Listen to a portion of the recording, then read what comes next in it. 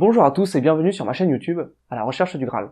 Avant de rentrer dans le vif du sujet, laissez-moi vous présenter ma situation. Je suis actuellement en 3e année de doctorat en physique de la matière condensée, spécialité magnétisme, à l'université de l'Académie chinoise des sciences, dans un laboratoire de recherche près de Shanghai. Si vous vous demandez ce qu'est la physique de la matière condensée, en fait c'est assez simple. La physique peut se diviser en 3 catégories. L'infiniment grand, l'infiniment petit et le reste entre les deux.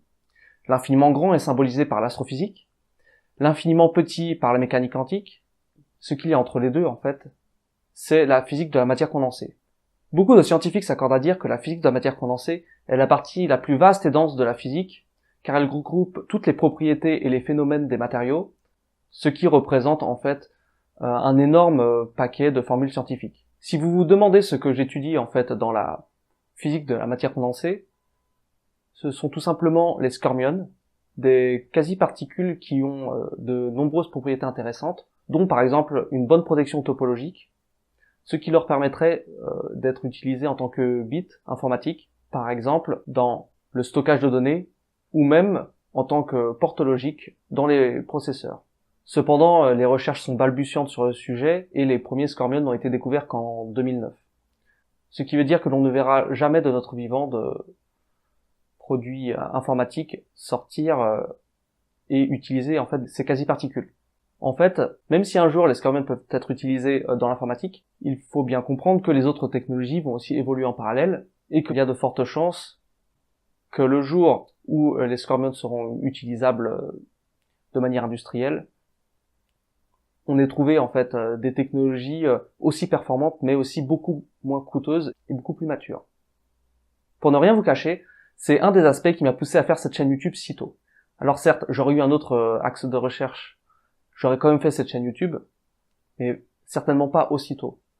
Ces recherches faites dans le cadre de mon doctorat m'ont fait prendre conscience d'une chose importante, c'est que le scientifique à l'heure actuelle est assez peu différent en fait de l'ingénieur. Cela veut dire que le scientifique est la plupart du temps remplaçable. C'est-à-dire que, par exemple, si on mettait une autre personne à ma place, qu'on lui donnait les mêmes logiciels, qu'on lui faisait lire les mêmes papiers scientifiques, il pourrait ressortir exactement les mêmes résultats que moi et publier les mêmes papiers que j'ai publiés en tant que co-auteur pour le moment. Qu'est-ce que ça veut dire? Ça veut dire que ce que je fais n'a pas de valeur unique. Ça veut dire que mon travail est remplaçable et c'est quelque chose que je n'aime pas. Parce que j'estime qu'il y a beaucoup de choses sur lesquelles je peux avoir un discours assez unique et qui peut aider à construire en fait un nouveau paradigme. Le problème, c'est qu'il ne va pas avoir lieu avec la science telle qu'elle est faite actuellement. Mais alors pourquoi commencer cette chaîne si tôt? Quelle était cette prise de conscience? En fait, c'est bien simple. Les scormions, d'après ce que j'en ai compris pour le moment, ont très peu de chances en fait d'arriver un jour à être maîtrisés pour en faire des produits informatiques. Ce qui fait que de base je suis quelqu'un qui fait un travail remplaçable, mais en plus, même si je fais ce travail-là, je me rends compte qu'il n'y a pas vraiment de but concret derrière. Et même sans but concret, parce que la recherche théorique est toujours utile, ce que je fais, ce sont des travaux qui seront très peu repris, très peu cités. Ce sont des travaux qui ne vont pas intéresser énormément de choses. C'est vraiment une niche dont on ne sait pas si elle va vraiment décoller un jour.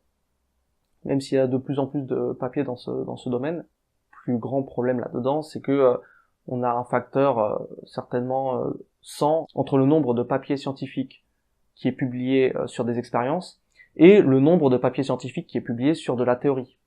Ça veut dire que il y a 100 fois plus de prédictions théoriques que d'expériences concluantes. Et tous ces domaines-là, en fait, ce sont surtout du tripatouillage de données, ce sont surtout du changement de paramètres. Changer les paramètres, on regarde ce qui en ressort, sans vraiment tenir compte du fait que ce soit réalisable ou non. Et c'est quelque chose qui m'embête, parce que ça veut dire qu'on fait un travail théorique qui, si ça se trouve, n'aura jamais aucun débouché dans le monde concret et ne nous aide pas vraiment beaucoup non plus à comprendre la matière parce qu'on obtient des résultats de toute façon que l'on ne comprend pas. On imagine en regardant des papiers scientifiques que il y a beaucoup de courbes, tout ça, qu'il y a beaucoup d'informations, mais ce qui nous intéresse dans un papier scientifique, ce sont pas les courbes. Ce qui nous intéresse, c'est l'interprétation de la courbe. Le problème, c'est que je suis tombé beaucoup trop souvent sur des papiers où, alors certes, ils vont faire une grande introduction avec toute l'historique du sujet, mais l'analyse, elle, est très pauvre. C'est-à-dire que ils vont décrire les résultats et il y aura en tout et pour tout seulement 2 phrases intéressantes dans tout le papier. C'est-à-dire que ils vont parler de phénomènes qui sont intéressants, mais c'est de la description de phénomènes. C'est-à-dire que je vais être plus érudit qu'avant parce que je vais avoir plus de mots pour décrire les phénomènes, mais je vais pas forcément avoir plus de mots pour les analyser, pour les comprendre, pour comprendre leur essence, et pour comprendre d'où ils viennent et comment les maîtriser. Ça veut dire que c'est surtout un travail descriptif qui ne nous avance pas en fait. Et quand je me suis aperçu de ça, je me suis rendu compte que le fait d'avoir un rêve qui était de devenir enseignant-chercheur n'en était plus un du tout, était devenu une prison. Parce que mon but est tout simplement d'arriver à comprendre tout ce qui concerne la vie, la physique, tout ça, la philosophie, ce sont des domaines qui sont très liés, la spiritualité aussi, d'où le nom de ces chaînes. C'est-à-dire que je ne peux pas m'enfermer dans une petite niche où on ne fait que changer des paramètres et décrire nos données avec 2 phrases d'analyse qui ne sont pas forcément extrêmement utiles. Bref, je me suis rendu compte que la science que je faisais était devenue une prison et je voulais donc devenir libre. Et cette chaîne YouTube, en fait, est ce moyen pour devenir libre. Alors pourquoi justement ce domaine m'a fait faire créer cette chaîne plus tôt, c'est que ce domaine-là est tellement descriptif que je me suis rendu compte bien plus tôt en fait que la science telle qu'elle est faite actuellement ne m'intéresse pas. C'est-à-dire que je suis un passionné de science et cette chaîne sera consacrée aux sciences, à l'esprit scientifique, mais à l'esprit scientifique selon ma définition et non pas selon la définition des grands groupes de publications scientifiques. En effet, il faut quand même bien comprendre que tout comme la politique n'est jamais neutre, la science n'est jamais neutre non plus. La politique, par exemple, il y a une position, on est plutôt socialiste, égalitariste, et une autre position où on est plutôt libéral. Ça veut dire que le journal télévisé qui rend compte, en fait, d'un point de vue social-libéral, a une couleur politique. C'est-à-dire que tout ce qui est beaucoup plus axé social sera dit plutôt extrémiste, et tout ce qui sera libéralisme extrême total, il sera aussi vu comme extrémiste, même si malheureusement c'est de moins en moins le cas. De même, en sciences, il y a un gros problème avec les définitions, et le problème c'est que on se retrouve avec une science et des publications qui sont axées matérialistes, c'est-à-dire seule la matière existe. Le problème avec ce genre de position, c'est que c'est assez ambigu. Par exemple, le vide existe-t-il? J'ai déjà demandé à des professeurs ici qui demandent ce qu'est le vide et si le vide existe vraiment. Et il y a des professeurs qui me disent directement, c'est une question philosophique, j'ai pas envie de répondre. En fait, c'est une question qui est autant philosophique que physique, mais c'est juste qu'ils n'ont pas envie de se poser la question, tout simplement parce que ce n'est pas là où va la science actuellement. Ce que je veux dire par là, c'est que évidemment que les scientifiques aiment à se poser la question de ce qu'est le vide, de ce qu'est le plein, de ce qu'est l'énergie, est-ce que l'énergie représente 100% de ce qui existe, etc. Mais ce qui devrait être pour moi les questions les plus essentielles de la physique deviennent des questions beaucoup trop exotiques, encore une fois, parce que la science, telle qu'elle est faite actuellement, n'est pas neutre. Ainsi, tout comme la politique, la science a elle aussi une couleur. C'est une couleur en fait assez matérialiste qui ne me correspond pas en fait, tout simplement. Ainsi, même si je suis toujours intéressé par la science, je me rends compte que même si je restais dans l'axe de recherche qui correspond le plus à ce que j'aime faire dans la physique, je ne pourrais pas forcément publier dans des revues à comité de lecture. Écrire des livres, oui, certainement. Mais je ne pourrais pas devenir un scientifique normal. Tout simplement parce que je m'intéresse à une science qui est beaucoup plus énergétique que la science actuelle. Pour revenir sur ma liberté de chercheur, j'ai décidé de ne plus me focaliser sur la recherche scientifique pure et de devenir tout simplement entrepreneur au service de moi-même. Cette chaîne YouTube est le début de mon entreprise vers la liberté, tout simplement. Au niveau du contenu, mon but est de faire quelque chose d'unique, d'irremplaçable, et ainsi créer de la valeur. J'ai ainsi passé ma vie à me questionner sur tout, à aller au-delà de toutes les polémiques, ce qui m'a mené à trouver beaucoup de réponses à des questions que tout le monde se pose. Mon but général avec cette chaîne est de vous indiquer ces réponses et ces méthodes qui me sont utiles au quotidien pour vous aider à faire une meilleure introspection de vous-même, ce qui vous permettra en fait de vous recentrer et de découvrir au fur et à mesure ce que l'on appelle dans la spiritualité l'être-té intérieure. Qu'est-ce que l'être-té intérieure? C'est un petit peu ce que l'on pourrait appeler, avec un langage plutôt du ressort de la psychologie, le supraconscient en fait. Mais pour mieux comprendre ce concept, ne vous inquiétez pas, des vidéos y seront pleinement consacrées. Mais alors me demandez-vous pourquoi un tel titre pour ma chaîne? Pourquoi le Graal? Et d'ailleurs, qu'est-ce que le Graal? Alors historiquement, le Graal est un artefact mystérieux et miraculeux apparu dans la littérature arthurienne au XIIe siècle et qui a été associé dès ses débuts au Saint Calice que Jésus a utilisé pour servir le vin aux apôtres durant la scène.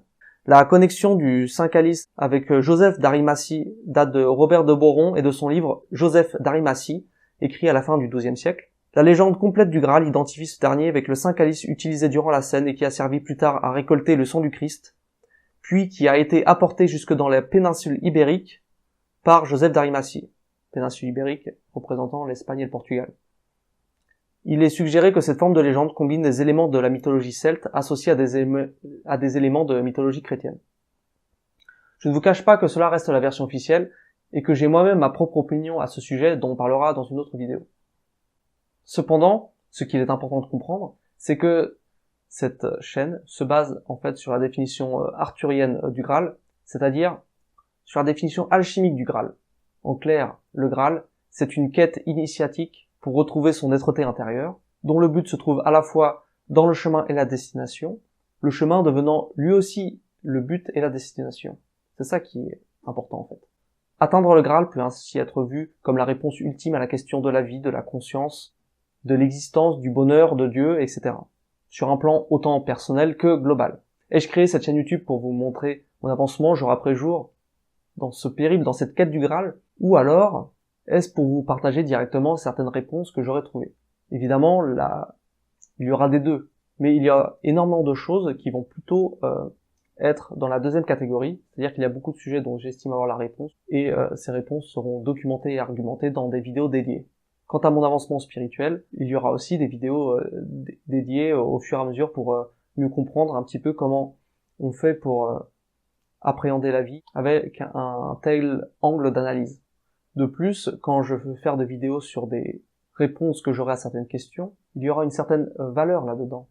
Quand je vais faire des vidéos qui vont tout simplement parler de réponses à des questions assez essentielles, ce seront pas que des vidéos qui apporteront une connaissance assez vide, une connaissance de surface, mais ce sont des vidéos qui pourront vous faire, je l'espère, changer votre grille de lecture totale par rapport à la vie en fait. Par exemple, la question du mal, la question de la conscience, la question de Dieu, la question du vide, ce sont des questions qui sont très intéressantes, dont j'estime avoir beaucoup de réponses, et qui, je l'espère, vous aideront à avoir une nouvelle grille de lecture sur la vie. Ce qui vous permettra en même temps de changer la façon dont vous pensez la vie. En fait, il faut bien comprendre que nous vivons dans notre propre matrice de pensée. Ce que l'on pense du monde devient le monde dans lequel on vit. Par exemple, à certains moments, quand j'étais stressé à cause de mon doctorat et de tout ce qui allait avec, quand je regardais les bâtiments de l'Institut, je voyais des tours austères, des tours sévères, tout simplement parce que c'était mon mental qui passait à travers le filtre de mon ego, le filtre de ma conscience que je m'étais créé. Au contraire, dès que j'étais assez joyeux d'avoir réussi tel ou tel passage clé du doctorat. Je voyais plutôt l'institut comme un lieu joyeux, un lieu rempli de vie, un lieu qui n'a rien à voir avec l'austérité en fait. Pourquoi? L'institut n'avait pas changé. C'est moi qui avais changé et ce changement s'était répercuté dans ma vision du monde. C'est ça qui est important de comprendre. Ainsi, si vous changez votre grille de lecture, vous changerez en fait tout simplement le filtre avec lequel vous voyez le monde. Et si vous changez le filtre avec lequel vous voyez le monde, vous allez changer vous-même. D'ailleurs, changer de filtre montre tout simplement le fait que vous ayez changé vous-même, en tout cas une partie de votre essence. Et vous vous rendrez compte en fait au final que vous finirez par vous retrouver vous-même. C'est un concept qui est très important, qui veut dire aller au-delà de son ego, et je vous expliquerai tout ça au fur et à mesure des vidéos bien entendu. Mais cette chaîne YouTube ne va pas seulement vous soutenir dans votre quête initiatique du Graal, c'est-à-dire le sens premier du Graal, elle va aussi parler beaucoup du sens figuré du Graal. En fait, trouver le Graal dans une polémique, c'est tout simplement trouver la réponse. Analyser les arguments et trouver la réponse.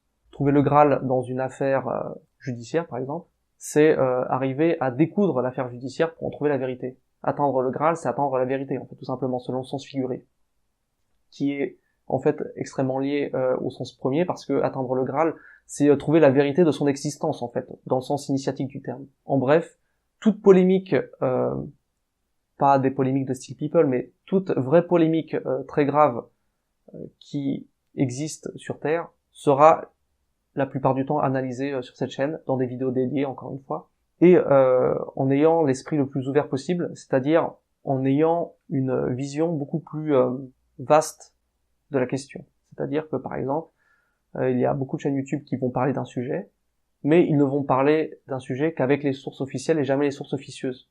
Or, en ne parlant pas des sources officieuses, il y a un problème.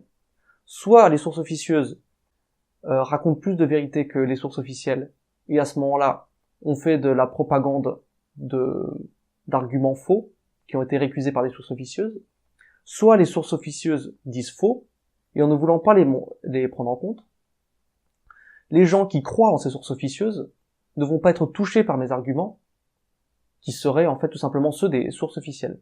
C'est quelque chose qu'il faut bien comprendre.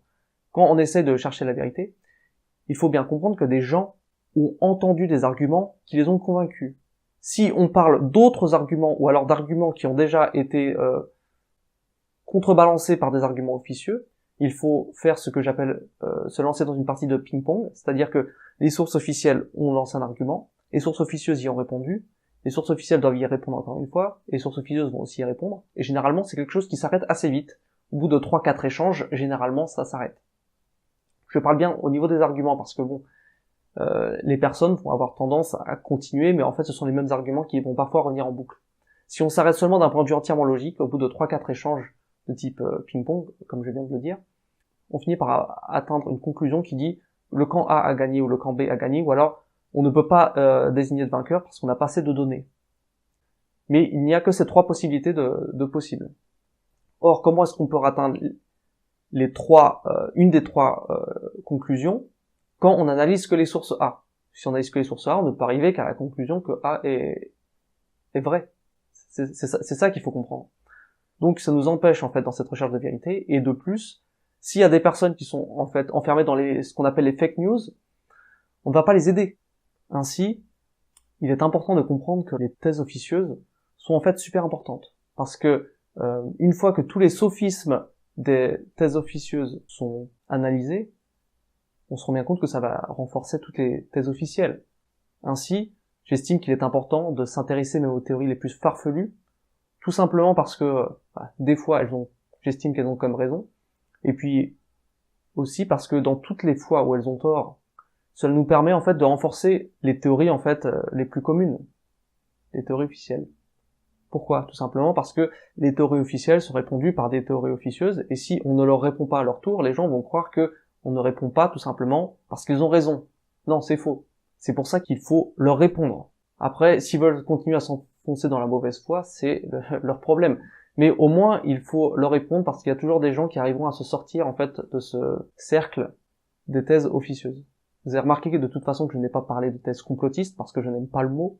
Je trouve ça absolument incroyable, ce glissage sémantique On a toujours parlé avant de thèses officieuses,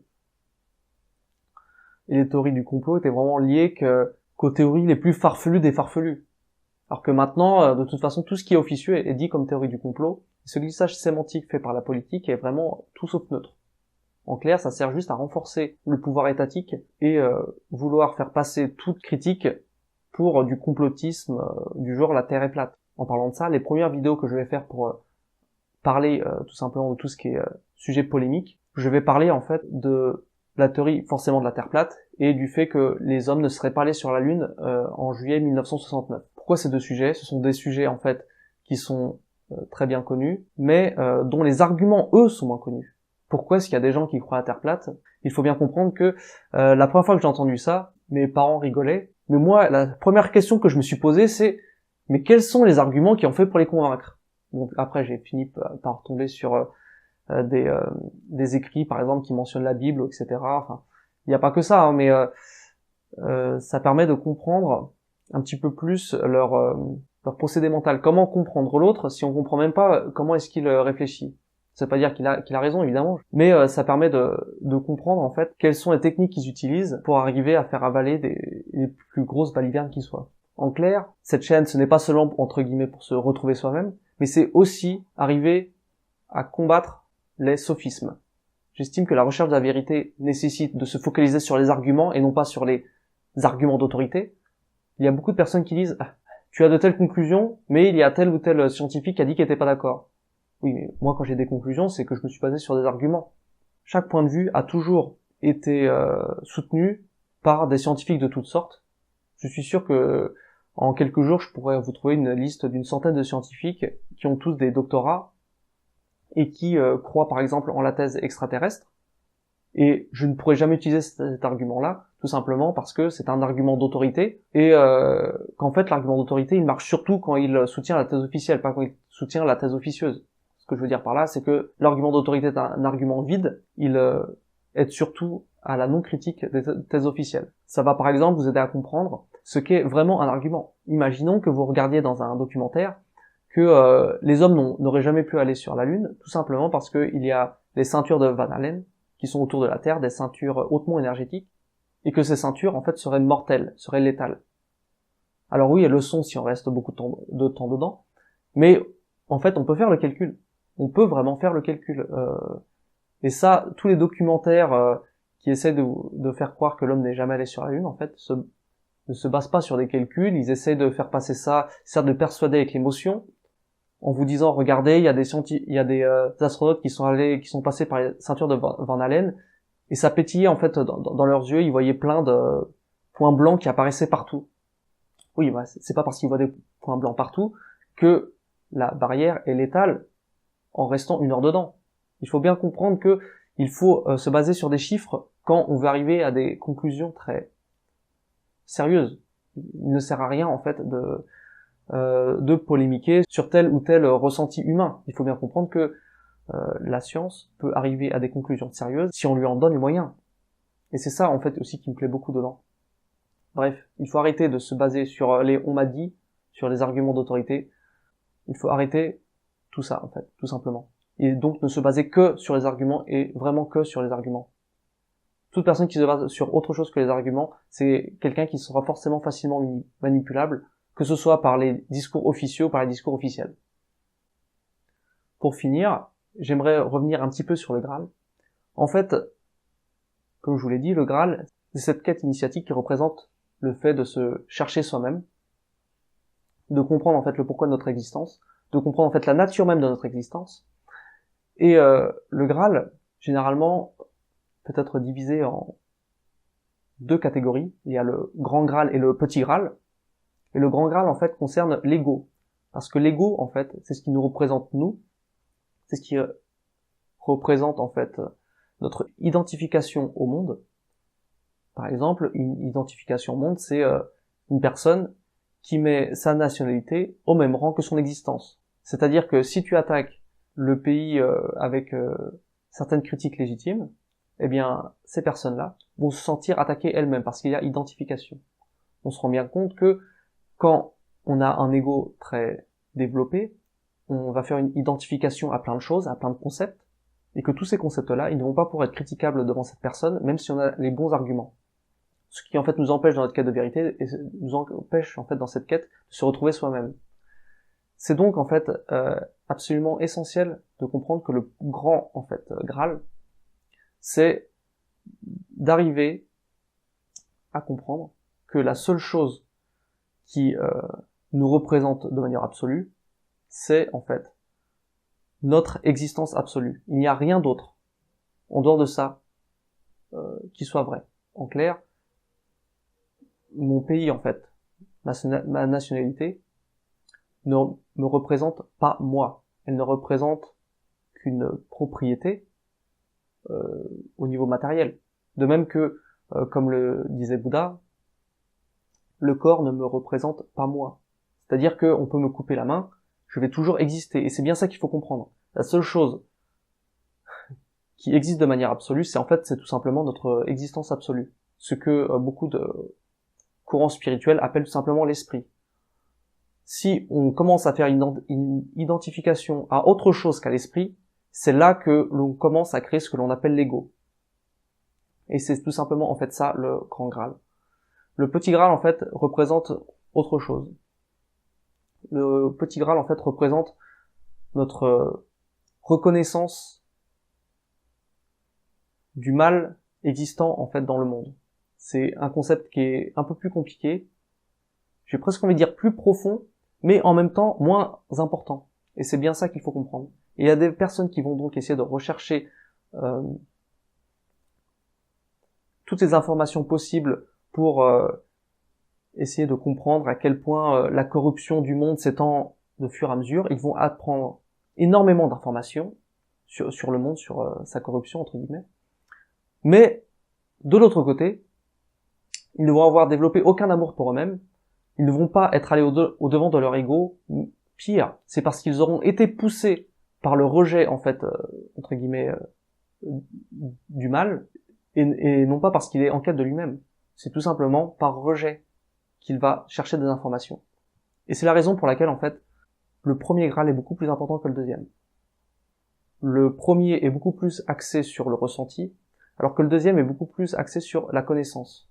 Or, le ressenti et l'état d'être, en fait, est beaucoup plus intéressant et beaucoup plus important que la connaissance. Alors bien sûr, la connaissance peut arriver à nous faire atteindre un certain état d'être. Sauf que il ne faut pas oublier que il faut la mettre en application, cette connaissance. Toute connaissance non appliquée est une connaissance morte, et cette connaissance morte va être oubliée, c'est une connaissance qui va être corrompue par notre état d'être. Et c'est pour ça qu'en fait, le premier Graal, je l'appelle le grand Graal.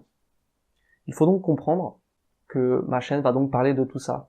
À la fois de la recherche de la connaissance qui nous permettra d'atteindre le petit Graal, c'est-à-dire la connaissance du mal, et de l'autre côté, de pouvoir se retrouver soi-même en enlevant toutes les écailles d'identification qui ont été développées par notre esprit, qui a donc créé petit à petit cet ego au fur et à mesure de son existence. Donc enlever ces écailles d'ego, ces masques que l'on s'est déposés au fur et à mesure sur notre existence, et ce sont ces deux Graal qui seront traités sur cette chaîne, d'où le titre, à la recherche du Graal.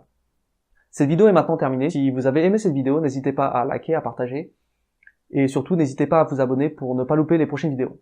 Merci et au revoir.